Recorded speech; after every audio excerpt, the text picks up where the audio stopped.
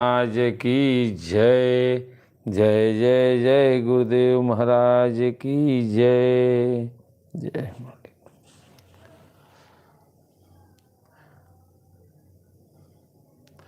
बड़ी सौभाग्य की बात है कि आज फिर से महाराज जी का प्रेरणा हुआ और आप लोगों के बीच आने का मौका मिला। श्री सद्गुरु भ्यो नमः भक्ति योगाश्रम खलवा का शिष्य मैं दुबे जी। मैं अभी अपने सारे जो श्रेष्ठ गुरु भाई हैं या जो भी खलवा धाम के शिष्य हैं, चंदन बाबू आ गए, स्वामी जी की जय हो। अभिमन्यु बाबू भी आ गए, स्वामी जी की जय हो। जो भी हमारे श्रेष्ठ या हमारे बाद जो भी शिष्य हैं, ऋषि बाबू भी आ गए। सभी लोगों से अनुरोध करते हैं कि आप लोग सहयोग कीजिए कि खलवा धाम को अपने गुरु की चर्चा पूरे भारत में हो और सारे लोग इस चीज़ को जानें कि हाँ भाई, भारत में एक धाम ऐसा भी है कि जहाँ पर अगर तपस्या किया जाए, भजन भक्ति योग युक्ति द्वारा किया जाए तो मुक्ति हो सकती है। सबके सहयोग से ही हम लोग आगे बढ़ सकते हैं भाई। ऐसे चले हैं, देखिए मालिक साथ दे रहे हैं हमारा। अभी तक तो चल ही रहे हैं, आज 20-25 साल हो गया। आगे भी देखिए आप लोगों की कृपा होनी चाहिए। रंजना जी भी आ गई, स्वामी जी की जय हो। ऋषु बाबू भी आ गए। चलिए अब सारे लोग, हम लोग जो भी हैं, सब लोग आ जाएंगे धीरे धीरे। अब हम लोग सर्वप्रथम अपने माता पिता का और उसके बाद अपने गुरुदेव महाराज का वंदना कर लें। उसके बाद कार्यक्रम को आगे बढ़ाया जाएगा। तमेव माता च पिता तमेव, तमेव बंधु च सखा तमेव, तमेव विद्या द्रविणं तमेव, तमेव सर्वं मम देव देव। ध्यान मूलम गुरुमूर्ति, पूजा मूलम गुरुपदम, मंत्र मूलम गुरुवाक्यम, मोक्ष मूलम गुरु कृपा। प्रेम से बोलिए स्वामी जी महाराज की जय। खलवा धाम की जय। संत समाज की जय। जय जय जय गुरुदेव महाराज की जय। जय।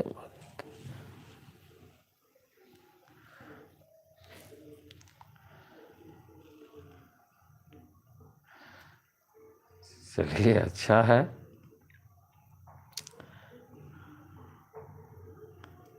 चंदन बाबू, लगता है कि नीलकंठ महाराज से बहुत प्रेम है।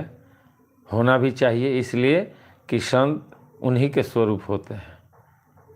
सदैव कहते हैं ना कि सत्य ही शिव है और शिव ही संत है।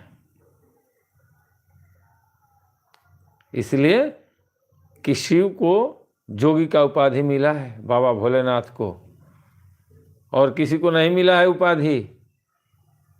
जोगी का उपाधि उन्हीं को मिला है। अभी 3 ही युग हुआ ना, सतयुग द्वापर त्रेता बीत गया, कलयुग चल रहा है। तो ये 3 युग में 3 लोग तो आए हैं। सतयुग में अविनाशी के रूप शंकर भगवान हुए, जिनको जोगी का उपाधि दिया गया। और त्रेता में प्रभु राम आए, जिनको जोगेश्वर का पुरुषोत्तम का उपाधि दिया गया, जो हम लोग को धर्म का स्थापना की है कि यही धर्म चलेगा। सनातन धर्म तो शुरू से था, लेकिन उस समय सतयुग में सारे लोगों का स्वरूप था। लेकिन त्रेता में कुछ देवी देवता अदृश्य हो गए, तो भगवान विष्णु को राम का अवतार लेकर के त्रेता युग में धर्म की स्थापना करने के लिए आना पड़ा।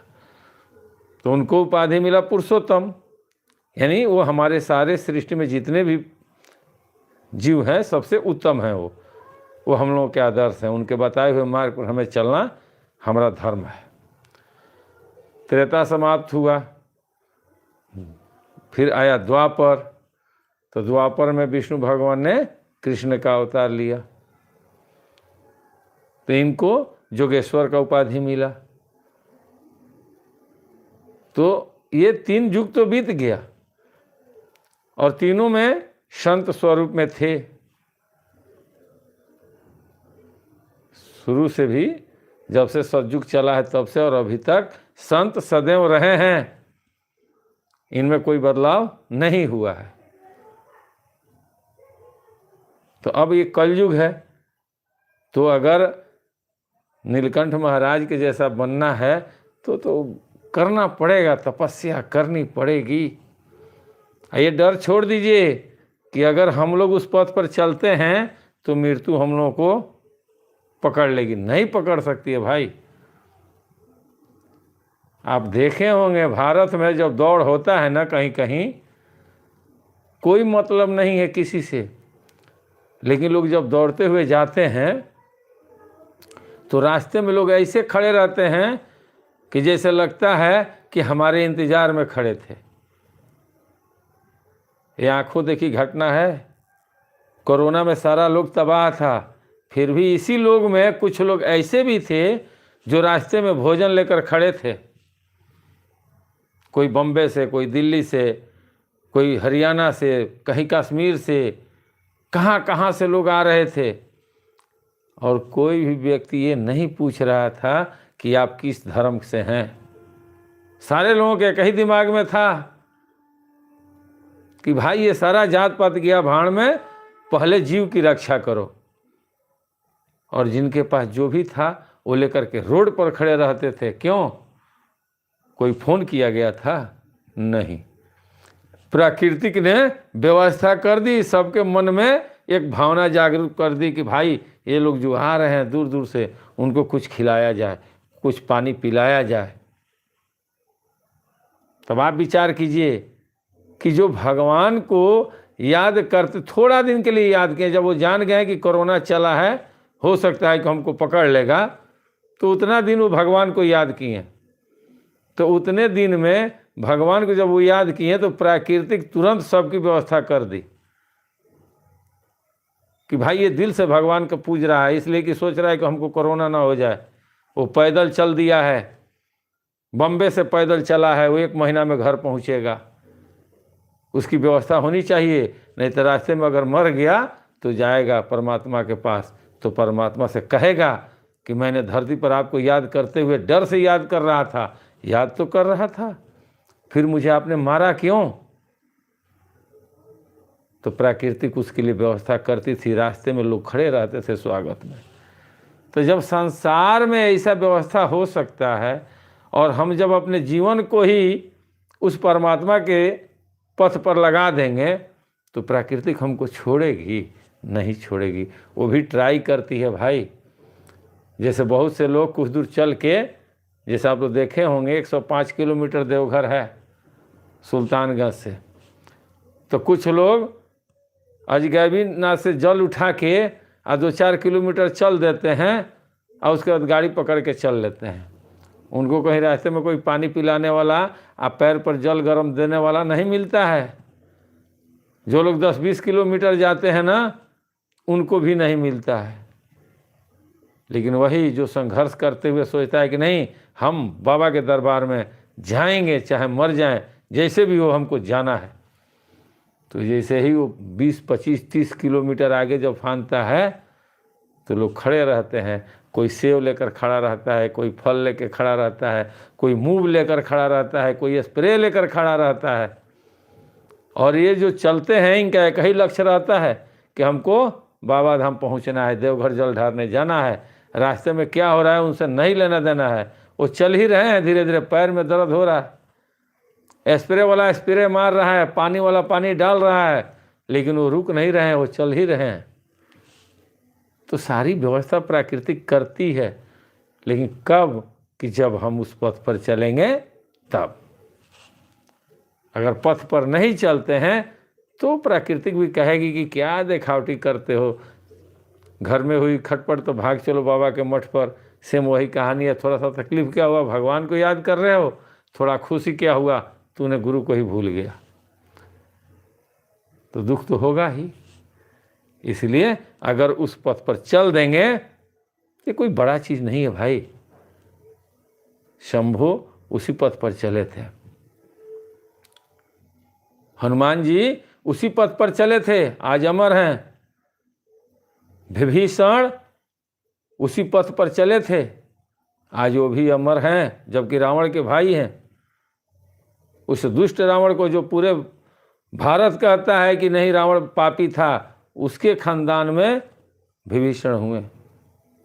सोचिए, तो जब रावण जैसे खानदान में का व्यक्ति अमर हो सकता है, जब द्रोणाचार्य जो सबके गुरु थे वो अमर नहीं हो पाए, लेकिन उनका पुत्र जब अश्वत्थामा अमर हो सकता है, मार्कंडेय जी अमर हो सकते हैं, वेद व्यास जी अमर हो सकते हैं,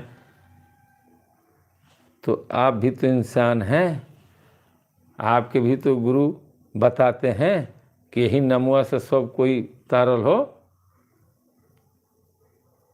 क्यों नहीं हो सकता है? नहीं हो सकता है इसलिए कि उतना हम सक्षम नहीं हो पाते हैं, हम उतना कर नहीं पाते हैं। हमको हदास हो जाता है कि कहीं हम घर द्वार छोड़ के बैरागी न बन जाएं। ऐसा नहीं है, वो मालिक नहीं बनने देंगे।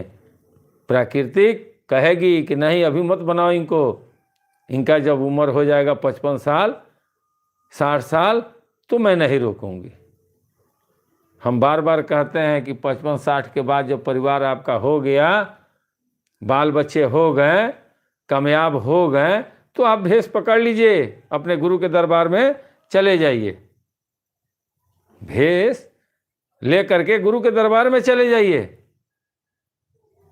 क्यों? इसका क्या रीजन है? अभी तक कोई कमेंट करके नहीं पूछा था कि आखिर क्यों आप 55-60 साल के बाद कहते हैं। अगर कोई पूछता तब न हम बताते, लेकिन नहीं भी आप पूछे हैं तो बता देते हैं कि 55-60 साल के बाद आप अगर मकान अपना घर द्वार छोड़ के अपने गुरु के दरबार में स्वयं रूप धारण करके और गुरु के सानिध्य अगर आप रहने लगते हैं शिष्य बन के, और वहाँ का देख रेख करते हैं, गुरु के बताए हुए नाम को आगे बढ़ाने का प्रयास करते हैं, जिस तरह आपके महाराज जी सदैव रूम के अंदर रहते थे, अपने जोग जुक्ति में रहते थे, जब वैसे आप रहना स्टार्ट करेंगे तो आपके अंदर स्वयं परमात्मा वो गुरु वास कर जाएंगे।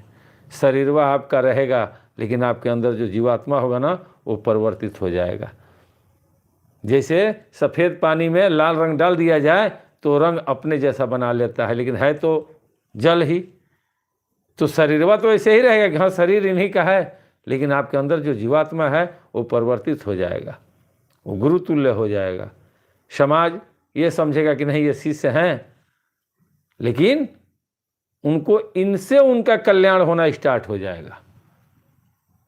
यही होता है ना, बड़े पुत्र पिता के धर्म में खेती उपजे अपना कर्म। तो जो 55-60 साल के बाद अगर अपने गुरु के रूप में आ गया, अपने गुरु के शरण में चला गया, वहाँ जा कर के अपना उस शिष्य बन करके सारा गुरु का परंपरा चलाने लगा, तो क्या फायदा होगा? फायदा ये होगा कि जब आप 55-60 में घर से बैराग ले लेंगे, परिवार सब खुशहाल है, आप आश्रम धलेंगे, तो वहाँ आपके जी में एक ही काम रहेगा, भजन भक्ति, गुरु की चर्चा। धीरे धीरे धीरे धीरे धीरे धीरे आपका मोह जो है परिवार से हटना स्टार्ट करेगा। विचार कीजिए, जब आप घर छोड़ देंगे ना तो परिवार से आपका मोह धीरे धीरे कम होना स्टार्ट हो जाएगा, और वहाँ आश्रम पर जो भी आएगा वो आएगा चला जाएगा, तो उससे प्रेम जगेगा नहीं। इसलिए कि उसको कुछ चाहिए, आपसे वो ज्ञान ले रहा है, तो वो उसके दिल में आप बस सकते हैं, लेकिन उसके लिए आप बेचैन नहीं होंगे। वो आपके लिए बेगरता उनको सताएगी, लेकिन उनके लिए आपको नहीं सताएगी। इसलिए कि वो भजन भक्ति करेंगे तब आप उन पर ध्यान देंगे। लेकिन परिवार एक अलग चीज़ है भाई, शिष्य अलग है, परिवार अलग होता है। तो जब परिवार से अलग होंगे, आपका भजन भक्ति में जब मन लगेगा और परिवार के लोग भी जाएंगे ना, तो आप उसी नज़रिए से देखेंगे जैसे और लोगों को आप देखते हैं। आपका मोह जो है वो कम होना स्टार्ट हो जाएगा। 10 साल, 15 साल, 20 साल, 25 साल, 30 साल, तब तक पता चला कि आपका बेटा दादा बन गया। आप भूल गए हैं कि हमारा कोई दुनिया था, अब हमारा दुनिया बस परमात्मा है। और उस बीच में अगर आपकी जीवात्मा निकलना चाहती है, आपका समय पूरा हो गया है, अगर बाय द वे आपका प्रारब्ध पूर्ण हो गया और आप जाना चाहते हैं, तो क्या उस पीरियड में आपको परिवार याद आएगा? आपके बाल बच्चा याद आएंगे? नहीं याद आएंगे, इसलिए कि आपने 20-25 साल आश्रम पर समय दिया है। ये सब भूल जाएंगे आप। तो जब इसमें से आपकी जीवात्मा निकलेगी ना, तो सिर्फ उस परमात्मा को याद करेगी। क्यों? तो शरीर छोड़ने के समय आपको एक ही चीज़ याद आ रहा था कि भजन, उस मालिक का स्मरण कर रहे हैं। एक बार श्वासा खींचेंगे और सरस्थूल ऐसे कैसे रहेगा, जीवात्मा ऊपर चली जाएगी परमात्मा में। लेकिन अगर परिवार में ही रहते हैं और कितना हो भजन भक्ति योग युक्ति करते हैं, तो ये तो निश्चित है कि जब सुबह 8 बजे तक दरवाज़ा आपका नहीं खुलेगा, तो पोता दरवाज़ा खटखटाएगा, दद्दू चाय आ गया। भजन टूटना है, कोई काम नहीं करेंगे, फिर भी घर के लोग आएंगे झाड़ू मारने, सफाई करने, आपको दिक्कत होगा कि नहीं होगा?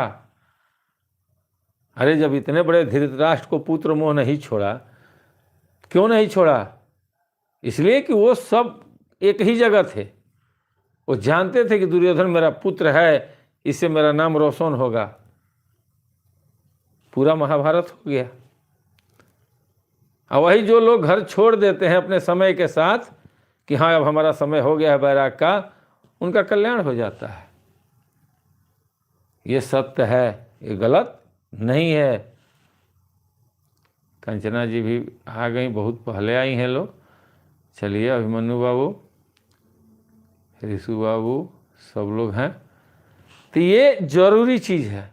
इसीलिए शिष्य दुबे जी कहते हैं कि 55-60 के बाद बैराग हो जाइए, दूसरा विकल्प नहीं है। या नहीं तो अगर बैराग नहीं लेते हैं, गुरु के दरबार में जा कर के गुरु भक्ति नहीं करते हैं, तो मरने के समय आपको आपका ही परिवार याद आएगा।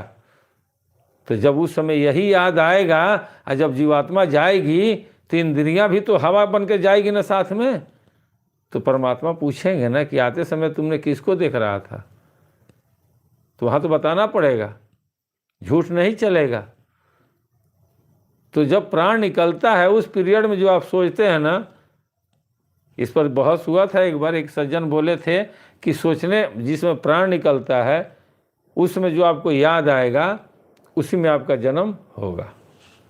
मैंने कहा बहुत अच्छी बात है गुरुदेव, तो ऐसा कौन सा व्यक्ति है संत को छोड़ के जो सद्गुरु हों, जिन्हें ब्रह्म का ज्ञान है, जिनको तत्व का ज्ञान है, जो समदर्शी हों, उनको छोड़ के कोई ऐसा व्यक्ति को बताइए कि क्या जब शरीर से प्राण निकलता है तो उनको और कुछ याद आता हो उनको दर्द के अलावा? हमने देखा है भाई कि इतना इतना ऊंचा ये जो सुलाए रहते हैं लोग ना, ये सीना उठ जाता है, इतना बिजोड़ हिचकी आता है कि जैसे लोग कहता है कि अब ये हिचकी ले रहे हैं। तो हम लोगों को थोड़ा पानी सरक जाता है तो इतना दर्द होता है, जैसा लगता है कि दिमाग फट गया। और जिनका अंतिम समय आया है, जो हिचकी पर हिचकी ले रहे हैं, जिनका सीना उठ रहा है गिर जा रहा है, उठ रहा है गिर जा रहा है, जिनका हुटकी चल रहा है, उनको कितना दर्द होगा सोचिए। आखिर क्यों दर्द होता है? वही माया जकड़े हुए रहती है। जैसे कोई चम्मच से पानी पिलाता है तो याद आता है कि ओहो मेरा बेटा है पानी पिला रहा है।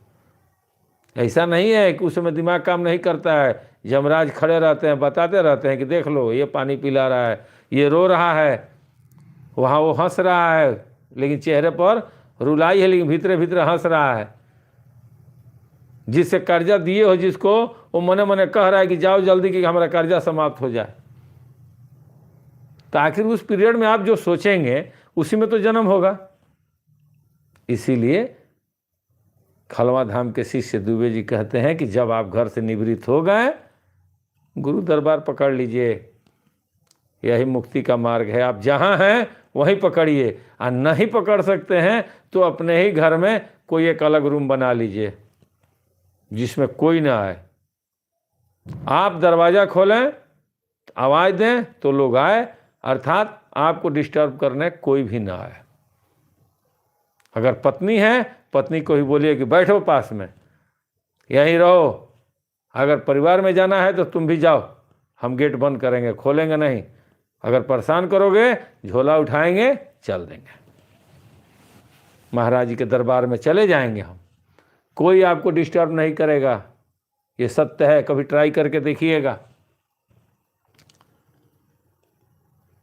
बहुत से लोग विदेश जाते हैं, घर वाले कितना फ़ोन करते हैं। वो लोग जानते हैं कि शुक्रवार को छुट्टी होती है, इतवार को छुट्टी होती है, तो दिन इंतज़ार करते हैं कि इतवार को फ़ोन करेंगे। लेकिन उधर से जब भी इच्छा होता है फ़ोन आ जाता है। बाहर से फ़ोन आप जब जब इच्छा करेंगे ना, फ़ोन आप कर देंगे, घर वाले एक बार भी नहीं बोलेंगे। लेकिन घर वाले आपको बार बार क्यों नहीं फ़ोन करते हैं? इसलिए कोई जानते हैं कि बार बार फ़ोन करेंगे तो गुस्सा आ जाएंगे, उनके काम में दिक्कत होगा। जबकि आप भी सोचते हैं कि अरे कभी फ़ोन कर दो, लेकिन आप कहते नहीं हैं कि जहां हम कहें कि वो लोग लगेगा बार बार फ़ोन करने तो हमको डिस्टर्ब होगा। एक पत्नी अपने पति से बहुत प्यार करती है, एक पति भी अपने पत्नी से बहुत प्यार करता है। दोनों एक दूसरे के पूरक हैं। और सच्ची पत्नी और सच्चा पति वही होता है जो एक दूसरे के मन की बात को जान ले, एक दूसरे के मन की बात को जान ले कि ये क्या सोच रहे हैं, या पति समझ जाए कि मेरी पत्नी क्या सोच रही है, इसका व्यू क्या है, ये कहना क्या चाहती है। ये होता है प्रेम। राधा कृष्ण में प्रेम था, प्रेम राधे कृष्ण में था, प्रेम माता सीता राम में था, प्रेम पार्वती और शंकर में था। क्यों था? रुक्मिणी में और कृष्ण में भी प्रेम था। प्रेम नहीं होता तो जो सुदामा का चावल खा रहे थे ना, तो रुक्मिणी को नहीं पता चलता कि क्या क्या दे रहे हैं इसके बदले में। तभी न तीसरा हाथ रोकी हैं कि नहीं ऐसा मत कीजिए। राधा को प्रेम था, तभी तो दुर्वासा ऋषि से जब मिला है तो कृष्ण तो बताए नहीं है कि मिल गया, लेकिन राधा को आभास हो गया, वो पहुंच गई। सीता को माता सीता को भगवान राम से प्रेम था, लेकिन उन्होंने देखा कि राम से जितना प्रेम मुझे है और मुझे राम से है, उससे कहीं ज़्यादा प्रेम तो हनुमान का प्रेम राम से है। माता सीता ने इस चीज़ को देखा कि जितना प्रेम हम राम से करते हैं और उतना प्रेम राम हमसे करते हैं, तो हम दोनों से कहीं ज़्यादा प्रेम हनुमान राम से करते हैं। तो राम तो सदैव हनुमान के बस में है। तो माता सीता ने सीधे कहा कि हनुमान, जब राम आप ही में हैं तो आप ही ले लीजिए, दे दी। जिसका नतीजा क्या निकला? नतीजा कि निकला कि हनुमान जी 8 सिद्धि 9 निधि के प्राप्ति हो गए। उनके अंदर मिल गया 8 सिद्धि 9 निधियाँ, और वो पूछे भी थे, हनुमान चालीसा की बात है। तो प्रेम होना ऐसी होना चाहिए। पत्नी जानती है कि उनका ड्यूटी 8 बजे छूटेगा, लेकिन फोन नहीं करती है। क्यों नहीं करती है? वो दिन भर अपना कार धंधा करती है, लेकिन घड़ी की तरफ देखते रहती है। 7 बजता है तो सब व्यवस्था करना स्टार्ट कर देती है, लेकिन बार बार घड़ी की तरफ देखती है। 8 बजता है तो सोचती है कि चलो अब छूट गए होंगे, अब जल्दी जल्दी कुछ बना देते हैं नाश्ता। वो नाश्ता बनाती है, लेकिन बार बार घड़ी की तरफ देखती है। फ़ोन पास में है, लेकिन फ़ोन नहीं करती है। क्यों? तो उनको तकलीफ़ हो जाएगा, गाड़ी चलाते होंगे या कहीं रास्ते में होंगे। लेकिन जो पति डेली 8:15 में घर आ जाता है, तो 8-10 तक इंतज़ार करती है। 8-10 के बाद उसका ध्यान घंटी पर रहता है कि अब कहीं बजेगा, अब कहीं बजेगा, अब कहीं बजेगा। और जब नहीं बजता है 8:15 तक, तो बच्चे से बोलती है कि क्या टाइम हो रहा है बाबू? तो 8:15 हो गया, पापा अभी तक नहीं आए, थोड़ा फ़ोन करो। वो अपने नहीं करती है, बच्चे से कराती है। क्यों? तो हमको डांट भी सकते हैं, लेकिन बटवा को तो नहीं डांटेंगे ना। इसलिए कुछ जानते हैं कि हमारा औलाद है, इसको सिखाना है। अभी अगर डांटेंगे तो इसके पास भी कोई फ़ोन करेगा तो ये डांट देगा। तो लड़का फ़ोन करता है, पापा कहाँ हैं? आ गए बेटा, पास में ही है, मिठाई ले रहे हैं। ठीक है, रखते हैं, काट देता है। तुरंत माँ पूछती है क्या हुआ? तो आ रहे हैं, मिठाई ले रहे हैं। तसल्ली हो जाता है। प्रेम वो कहलाता है। पति को क्या खाना है, पत्नी को आभास हो जाए कि आज ये चीज़ बनाया जाएगा, तो पति कहेगा हाँ देखो मन की बात जान गई, हम तो यही बोलने वाले थे कि आज ये बनाया जाए। ये प्रेम होता है, जो दूसरे की मन की बात हम जान जाएं, इसको प्रेम कहते हैं। प्रेम से बोलिए स्वामी जी महाराज की जय हो। सबसे बड़ी बात है आत्म मंथन, आत्मचिंतन, अपने आप को जानना सबसे बड़ा भक्ति है। इससे बड़ा कोई भक्ति दुनिया में नहीं है। स्वयं को जान लेना, समझे कि आप उस परम धाम तक पहुंच जाएंगे। शरीर के लिए संसार है और जीव के लिए शरीर के अंदर जो आत्मा है उसकी दुनिया ये शरीर है। अगर इस शरीर को सुरक्षित रखेंगे तो आपकी आत्मा सुरक्षित है, और संसार को आप सुरक्षित रखना चाहते हैं तो ये शरीर आपका सुरक्षित है। संसार से शरीर है और शरीर में जीवात्मा है। तो हम अपने जीवात्मा को जागरूक करने के लिए शरीर के बारे में जानेंगे, जिसको सारा संसार कहता है कि ये शरीर नस्वान है, इसके बारे में क्या सोचना है। जबकि यही सबसे बड़ा धन है। ये खत्म, सब सोच खत्म, सारी चेतना खत्म। तो ये इम्पोर्टेंट है भाई, ये जरूरी है। हम इसी को भूल जाते हैं। जैसे लगता है ना कि हम इसको कोई ऐसा तिजोरी में बंद कर दिए हैं कि ये कभी जरूरतें नहीं पड़ेगा खोलने का, जबकि इसको खुला में रखना चाहिए कि हमेशा दिखाई दे कि ये मेरा शरीर है, ये मेरा हाथ काम नहीं कर रहा है। क्यों नहीं कर रहा है, इसके बारे में सोचना चाहिए। शरीर में कौन सा अन्न डालें। आज शहर में आप लोग देखिएगा कि लोग मोटे मोटे हो गए हैं, लेकिन बल नहीं है। क्यों नहीं है? बड़े बड़े सेठ महाजन को देखिए हाथी के जैसे हो गए हैं, लेकिन कहिए कि थोड़ा दौड़ दीजिए, नहीं दौड़ पाएंगे। क्या रीजन है? स्ट्रांग है, जिम में जा कर के इंसान जिम कर रहा है, पूरा बॉडी 6 पैक बना लिया है, एकदम बॉडी दिखाता है। लेकिन एगो देहात का कोनो लड़का पकड़ ले अखबारी में, तुमका सारा जिम निकल जाए, तुरंत उठा के पटक दे। क्यों? क्या रीजन है? रीजन ये है कि शहर में आपको मिट्टी नहीं मिलती है। बड़े बड़े शहर में इसमें बहुत से लोग होंगे जो दिल्ली, बॉम्बे, कलकत्ता में होंगे, उनसे पूछिए, वो बताएं कि क्या उनको मिट्टी मिलती है चलने के लिए? क्या कभी वो हाथ में माटी को उठा करके किसी डब्बा उब्बा में रखे हैं? नहीं रखे हैं। इसलिए कुछ जानते हैं कि इसमें हो सकता है कि चूर हो, पत्थर हो, लोहा हो, शीशा हो, हल जाएगा। भैया रोड पर मिट्टी नहीं रहती है, रोड पर वो प्लास्टिक रहता है, ढलैया रहता है। शहर में चारों तरफ ढलाई हो गया है, रोड के किनारे किनारे। कहाँ मिट्टी लोग छूता है? नहीं छूता है। तो ये शरीरवा जो 5 तत्वों से बना है, तो इसमें 4 तत्व तो मिल रहा है, लेकिन मिट्टी तत्व कहाँ जा रहा है? इसको ऐसे ले लीजिए, 1 किलो आटा आप लेकर घर आ गए और पानी डाल रहे हैं, अब आटा गीला हो गया, तो दूसरा आटवा रहेगा तब ना उसमें आटा डालेंगे। तो आटा तो है नहीं। वहाँ आप व्यवस्था रखे हैं कि भाई आटा नहीं है, लेकिन 1 किलो लाए थे, उसमें पानी डाल दिए, गीला हो गया, तो उसको क्या करेंगे टाइट करने के लिए? कुछ ना कुछ तो उसमें चाहिए,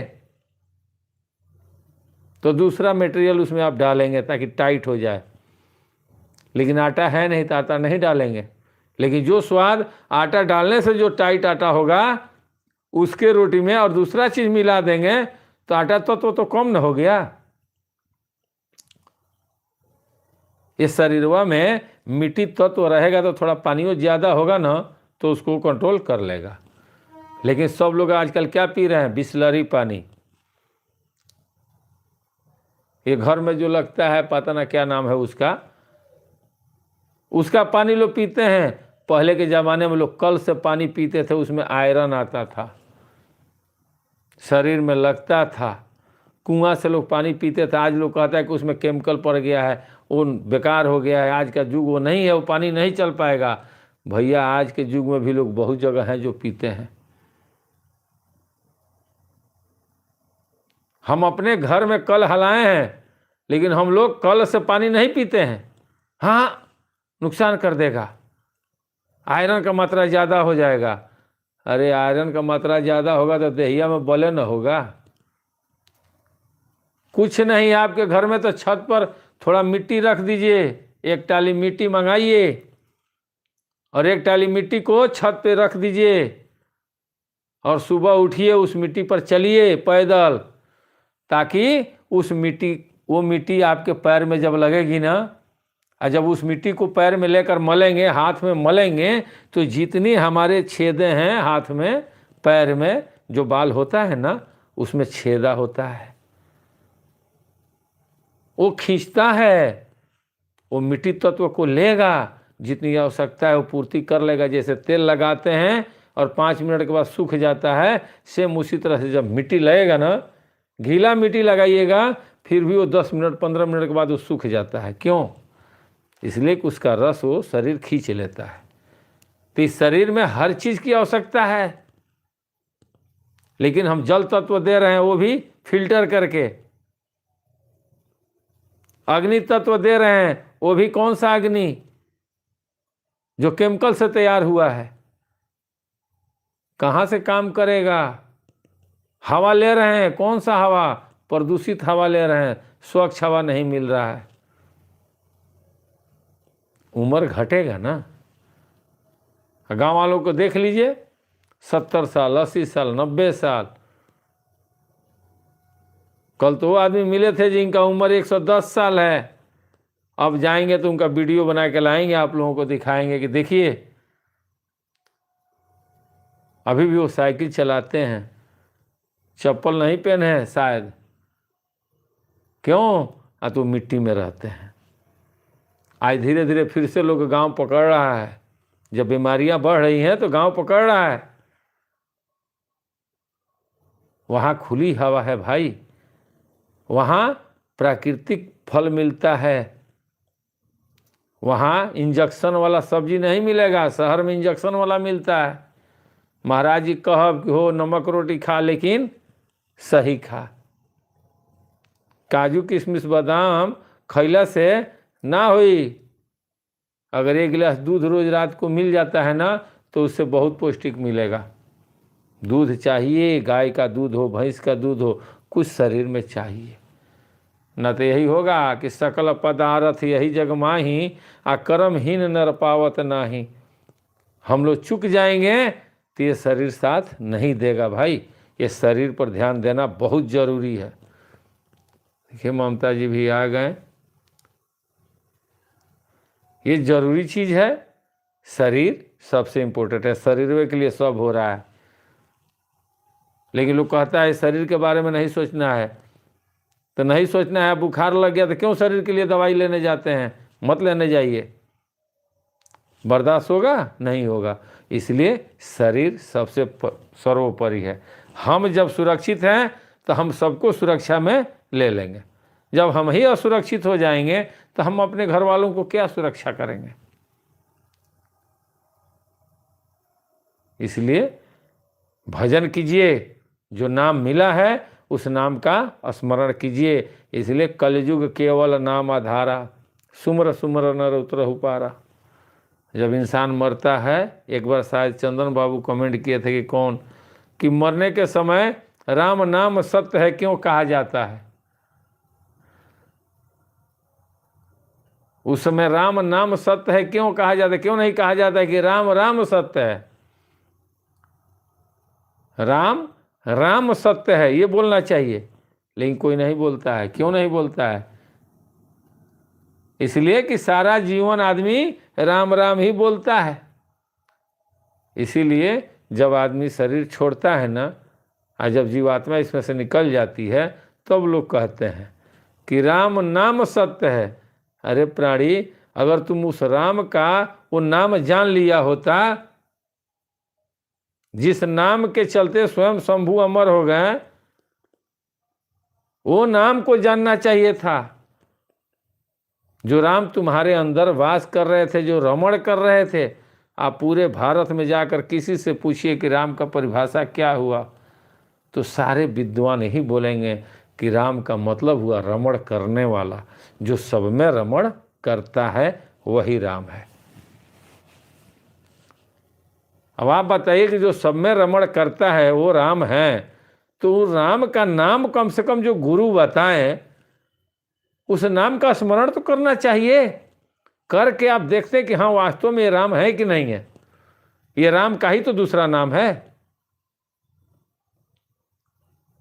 ये हमने किया नहीं, इसीलिए समाज कहता है कि राम नाम सत्य है। आज तू अगर राम का नाम कहा होता तो तुझे कंधे पर लेकर के हम लोगों को जाना नहीं पड़ता। देखिए 5 आदमियाँ मेन रहता है। एक अगवा वो आगे के पीछे वो एथी लेकर रहता है, लो आगे जो एथी होता है, और 4 आदमी कंधा दिए रहता है। यानी वो 5 पंच चलते हैं, उनके साथ में लोग रहता है भले अनेकों। लेकिन ये कौन समझेगा? जो परमात्मा से डरते हैं वो समझेंगे।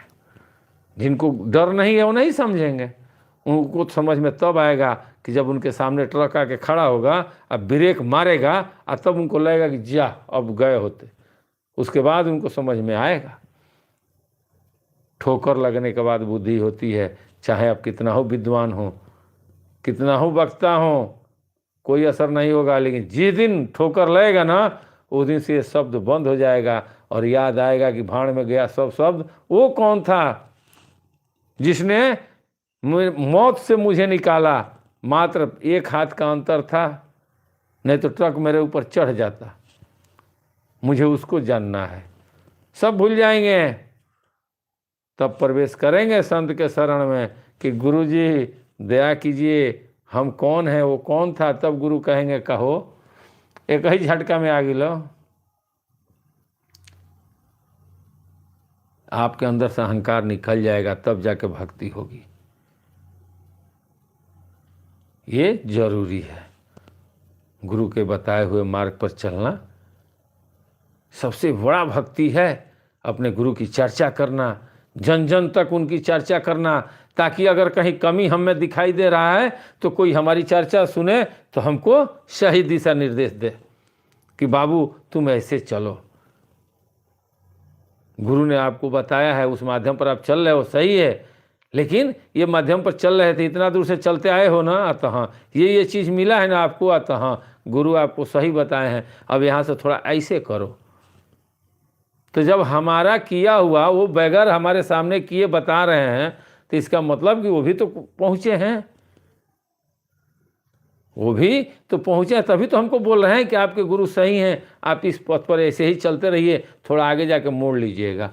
हो सकता है गुरु ने उनको प्रेरणा दी हो कि मेरे शिष्य राह भटका है, उसको आप बताइए। ये जरूरी चीज़ है भाई, जब चलेंगे तब। परसों एक आदमी बोले, हम बोले कि देखिए गुरु भक्ति तभी का सच्ची होती है कि जब आप समय के साथ चलें। जब आप गुरु दीक्षा लिए, आप युवा थे, आपका शादी विवाह हुआ, बाल बच्चा हुआ, महाराज जी ने आप पर कृपा किया, सब आपका खुशहाल जीवन कट रहा है, आप बेटा बेटी का शादी कर लिए, आप सब जब सब निश्चिंत हो गए, माँ बाप का आप अंतिम क्रिया कर लिए, उनका सेवा टहल कर लिए, पति पत्नी आप लोग हैं, बाल बच्चा हो गया, शादी विवाह उसका कर लिए, सब कुछ हो गया, आप निकल जाइए। तो जानते हैं उन्होंने क्या कहा? वहाँ 10 लोग बैठे थे, वो कह रहे हैं कि जानते हैं बाबा हमें क्या, तो जब पत्नी लात मार के निकालेगी, पिता लात मार के निकालेंगे, माताएं लात मार के निकालेगी, और जब सारे लोग हमको लात मार कर निकालेंगे, तब हम समझेंगे कि गुरु की कृपा हमारे ऊपर हुई है, तो हम निकलेंगे, तो हम उस पथ पर चलेंगे। हम बोले हे राम बताइए, अब इसका क्या जवाब है? जब घर के सारे लोग निकाल देंगे तो गुरु आपको अपना लेंगे? तब तो यही होगा ना कि ये छूछा के कौन पूछा। जब आपके पास कुछ है ही नहीं तो आपको कोई पूछेगा? अरे सारे परिवार को रहते हुए सबको खुशहाल में डाल के तब कहिए कि भाई आप लोग खुश हो, अब हमको चलने दो भाई, हमारा समय हो गया है, अब कोई तकलीफ नहीं करेगा। सारे लोग बोलेंगे जाइए आप, जब भी कोई कमी होगा बताइएगा, आपका बेटा पतो सब कोई पैसा आपको देगा भाई। आज जिस आश्रम पर आप रहेंगे ना, तो आपके लिए सारा व्यवस्था वो गुरु करा देते हैं, और दूसरे से नहीं कराएंगे, आप ही के घर वाले ले जाकर वहाँ रख देंगे कि ये लीजिए, आपका आशीर्वाद से हम लोग बहुत हैं अभी, और आप उनके पैसे से लोग खाएगा। मालिक कमज़ोर नहीं होते हैं, किसी का भी गुरु कमज़ोर नहीं होते हैं, शिष्य कमज़ोर होता है और ताकतवर होता है, उसके कर्मों पर डिपेंड करता है कि वो कैसा भक्ति करता है।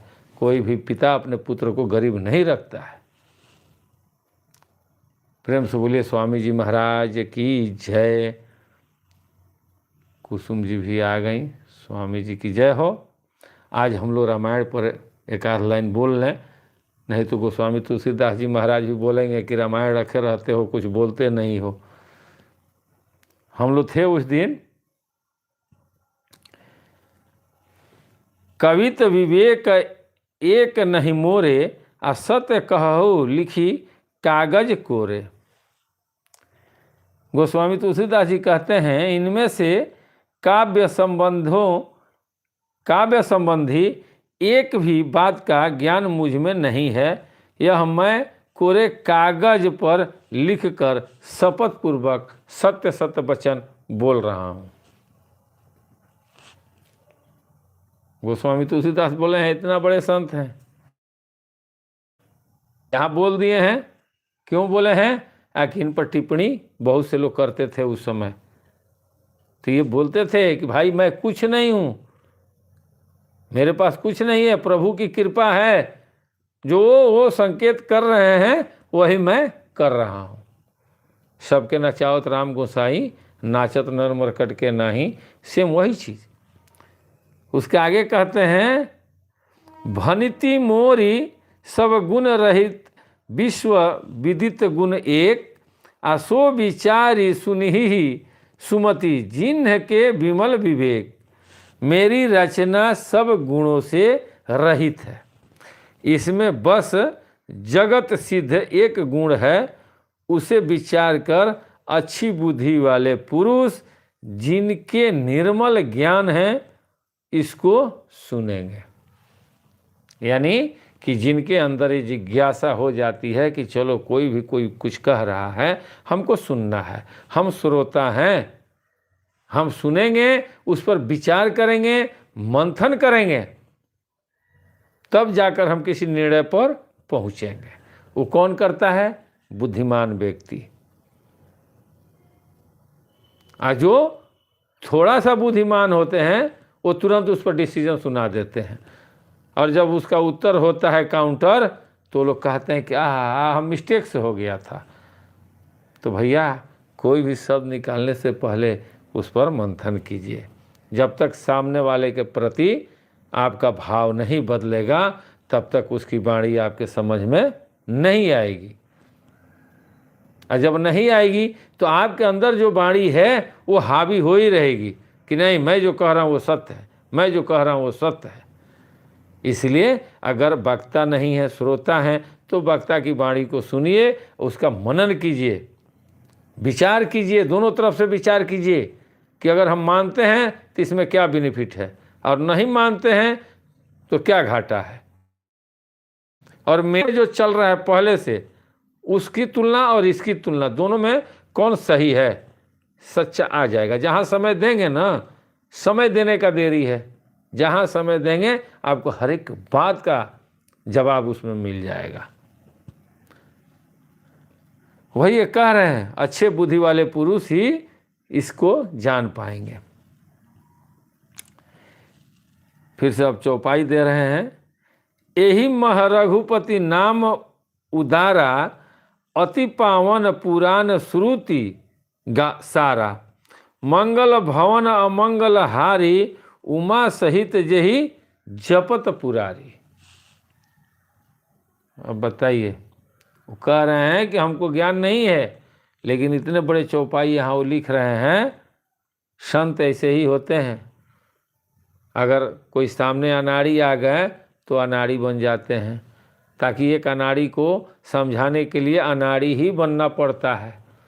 अगर एक अनाड़ी को समझाने के लिए ज्ञानी बनेंगे ना तो नहीं समझ पाएगा, और एक ज्ञानी अगर आ जाते हैं तो श्रोता बन जाते हैं कि एक ज्ञानी की वाणी हम सुनेंगे, मंथन करेंगे, इसलिए कि वो लड़ नहीं सकते हैं।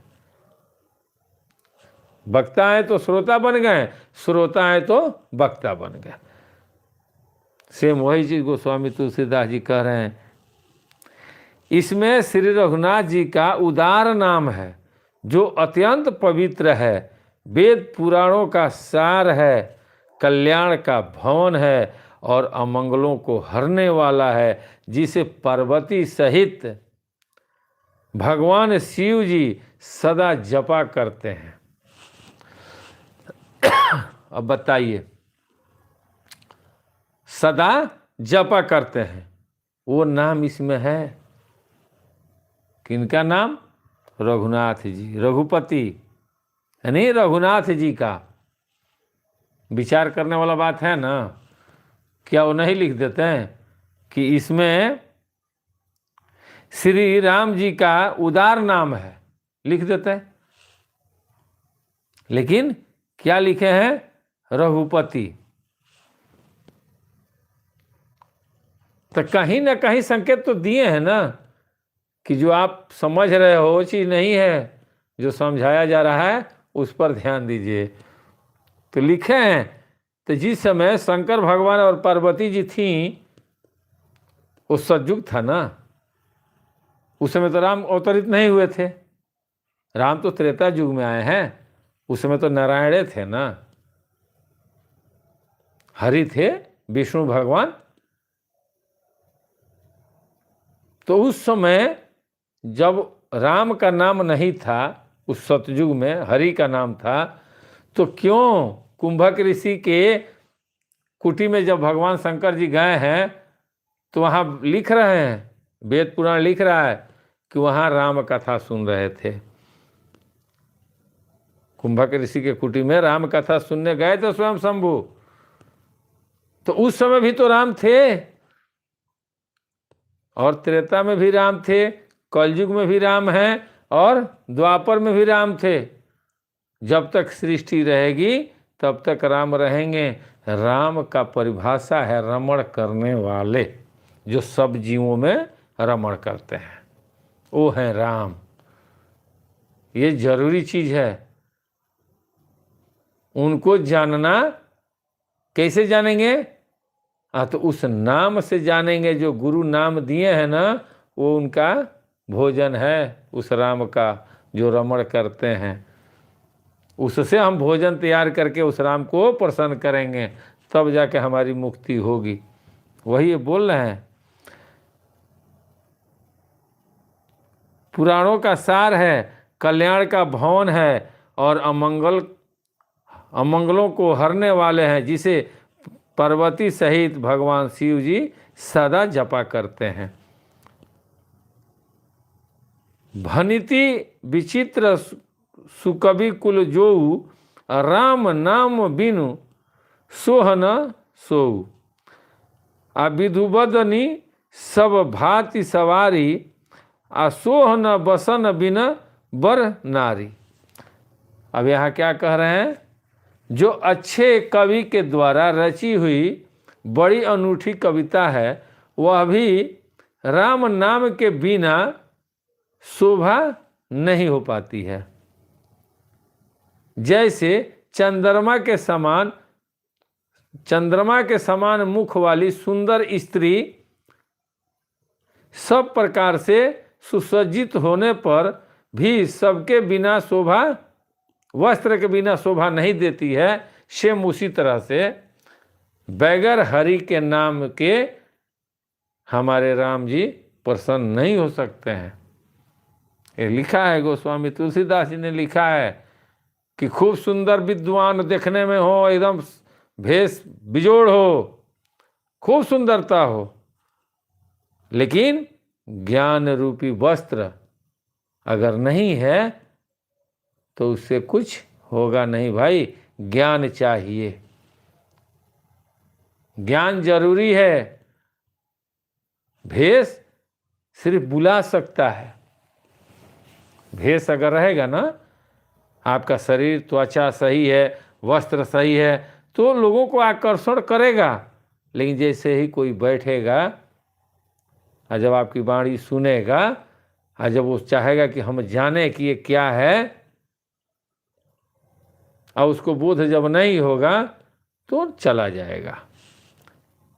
इसलिए कि जो भी वक्ता होते हैं ना, अपने गुरु को सानिध्य रखते हैं, अपने गुरु पर आश्रित रहते हैं और कहते हैं कि हे गुरुदेव आप ही सब कुछ कीजिए।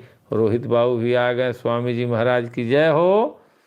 चलिए, काम भी है, समाज है, लगन का दिन है, अच्छा है, देर आए दुरुस्त आए, आना भी चाहिए, हाजिरी नहीं टूटनी चाहिए। बाकी तो महाराज जी देखेंगे, क्यों नहीं देखेंगे? वो देखेंगे भाई।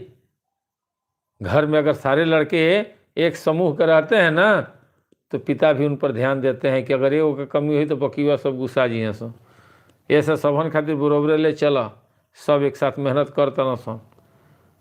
तो पिता सबको सामान्य देखते हैं। कोई कम कमाता है, कोई ज़्यादा कमाता है, तो ज़्यादा कमाने वाले को घमंड रहती है कि हम ज़्यादा कमाए हैं।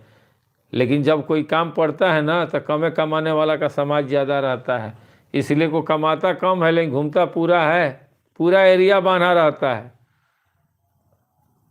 कमाने वाले तो पैसे ना खाली भेज देते हैं, लेकिन पैसा की सुरक्षा जब करना होगा तो जो लोफर बन के घूमता है ना, उसी के दबदबा से सारे लोग डरते हैं कि नहीं भाई उसका भाई है, वो भी बाहर रहते हैं, कमा कर देते हैं।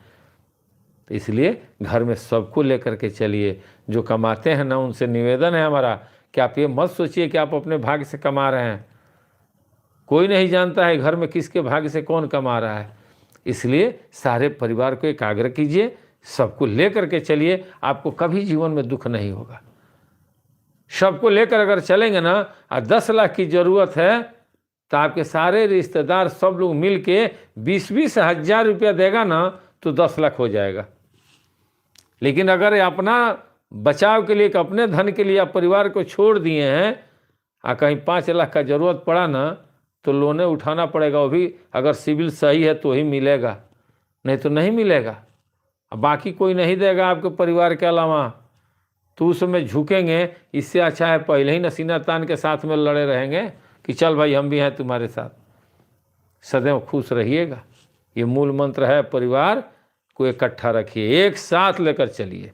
धन आएगा, धन जाएगा, भाई नहीं आएगा, पिता नहीं आएंगे दोबारा, माँ नहीं आएगी। ये संभालना जरूरी है आपका।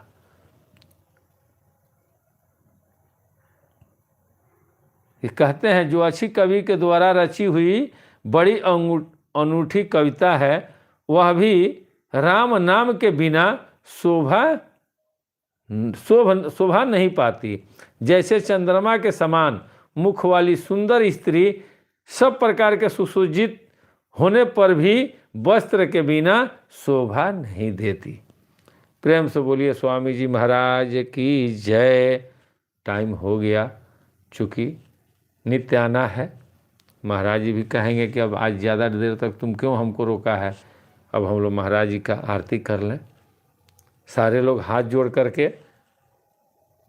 अपने माता पिता का ध्यान दें, और जो भी लोग उपदेशी हैं वो भी अपने गुरु को ध्यान दें, गुरु के चरणों पे ध्यान दें, और अपने परिवार को अपने में समाहित करें, और गुरुदेव के सामने हाथ जोड़ करके और मेरे साथ कहें, ध्यान मूलम गुरु मूर्ति, पूजा मूलम गुरु पदम, मंत्र मूलम गुरु वाक्यम, मोक्ष मूलम गुरु कृपा। हरि ओम जय श्री जगतारण स्वामी, जप श्री जगतारण, कलिके कलुष विभंजन, भवताप निवारण। हरि ओम जय श्री जगतारण, तारण कारण आए जगत में, स्वामी संत रूप धर लेना। हो मोरे स्वामी संत रूप धर लेना, करी कृपा मुझ पतित न पर, हठ दर्शन दीना।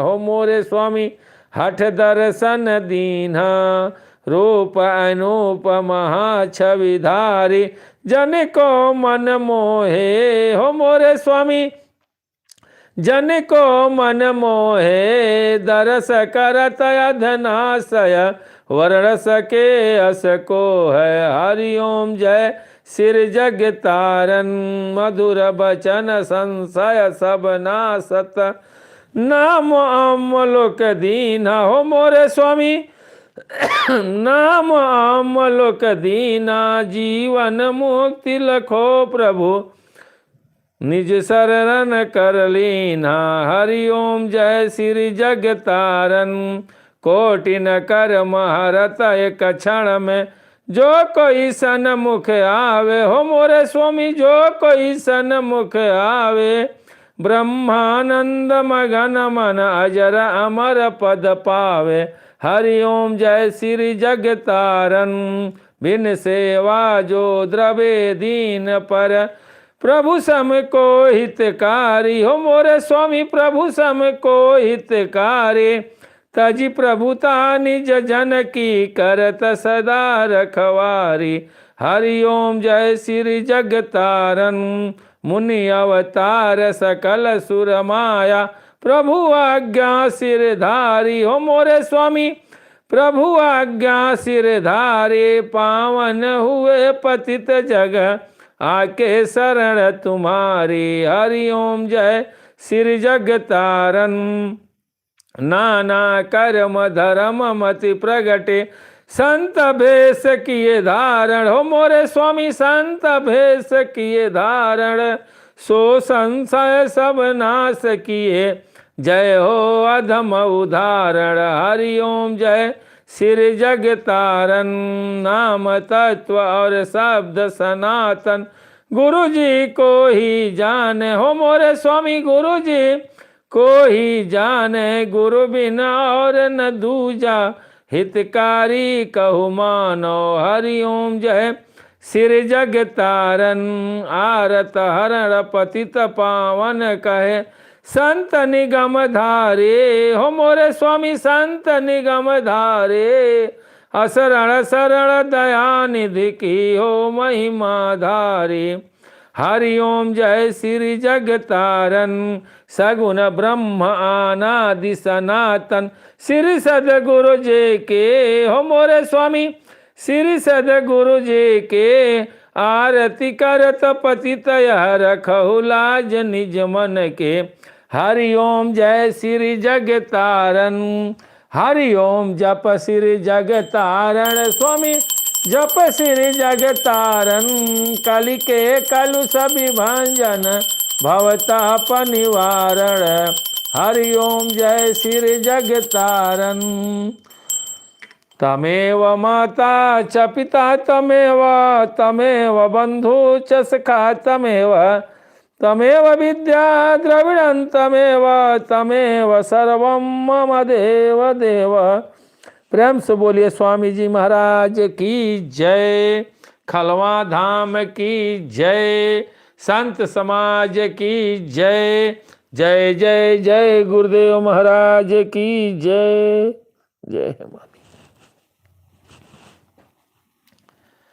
चलिए आज का भी सत्संग समाप्त हुआ। ये आ गए रामेश्वर जी, स्वामी जी की जय हो। ज़्यादा से ज़्यादा आप लोग सत्संग को प्रचार प्रसार करें, अपने व्हाट्सएप पे डालें, फेसबुक पर डालें, जैसे हो। आप लोगों का दायित्व तो बनता है कि अपने गुरु की चर्चा करें। आज की मुलाकात बस इतनी, चाहे कल आप कर लीजिएगा बात जितनी। जय खलवा धाम।